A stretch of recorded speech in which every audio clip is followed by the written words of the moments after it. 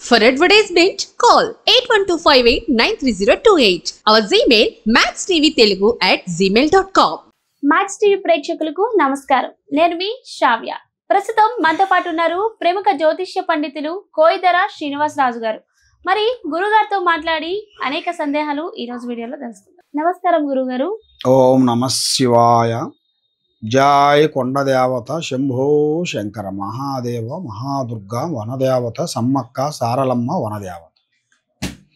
ప్రజలందరికీ నమస్కారం. చెప్పమ్మా గురుగారు, ఈ క్రోధినామ సంవత్సరంలో వృషభ రాశి వారికి ఎలా ఉండబోతుంది ఈ వారం?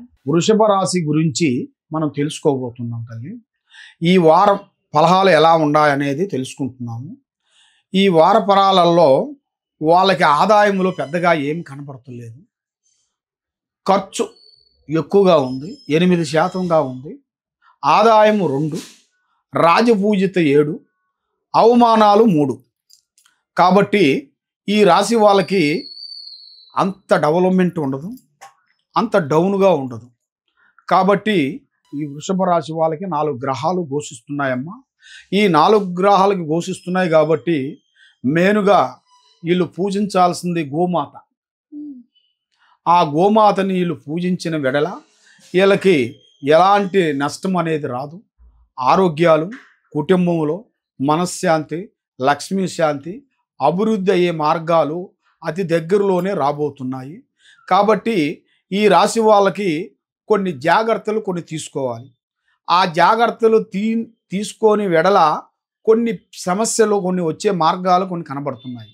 మన మీద లేనిపోయిన కొన్ని సమస్యలు రావటం, మన ముఖం చూడగానే మనల్ని ఇబ్బంది పెట్టడం, మన ఉద్యోగంలో కానీ, మన ఇంట్లో కానీ, బయట కానీ, స్నేహితులలో కానీ, బంధువులలో కానీ ఎన్నెన్నో రకాలుగా కొన్ని సమస్యలు మనకు ఎదురయ్యే మార్గాలు, కొన్ని సమస్యలు రాబోతున్నాయి. కొన్ని జాగ్రత్తలు పడాలి. గురుగారు, మరి ఈ వృషభ రాశి వాళ్ళు ఏ గుడికి వెళ్ళాలి, ఏ దేవుణ్ణి స్మరించుకోవాలి గురుగారు? ఈ వృషభ రాశి వాళ్ళు మెయిన్గా పూజించాల్సింది శ్రీ వెంకటేశ్వర స్వామిని పూజించాలమ్మా. వేడుగొండల స్వామి వెంకటేశ్వర స్వామిని పూజిస్తే కష్టాలు, ఆరోగ్యాలు, మనశ్శాంతి, లక్ష్మీ శాంతి అన్నీ వనకూడతాయి. మనశ్శాంతి అనేది వాళ్ళకి ప్రాప్తి కలుగుతుంది. ఓం నమః శివాయ.